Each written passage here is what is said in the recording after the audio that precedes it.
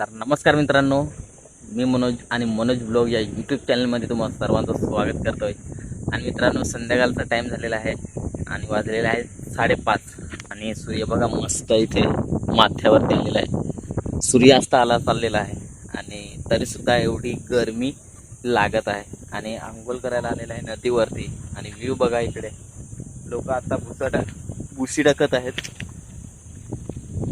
त्या नदीला एवढे मासे मिळत आहेत ना, खूपच मासे दिसत असणार तुम्हाला. आणि या बाजूला एवढं भारी ग्रीनरी झालेलं आहे ना, मस्त एकदम सगळीकडे ग्रीनरी. आणि इकडे बघा, इथे मागे आंबा आहे ना, त्याला खूपच आंबे लागलेले आहेत. बंधारा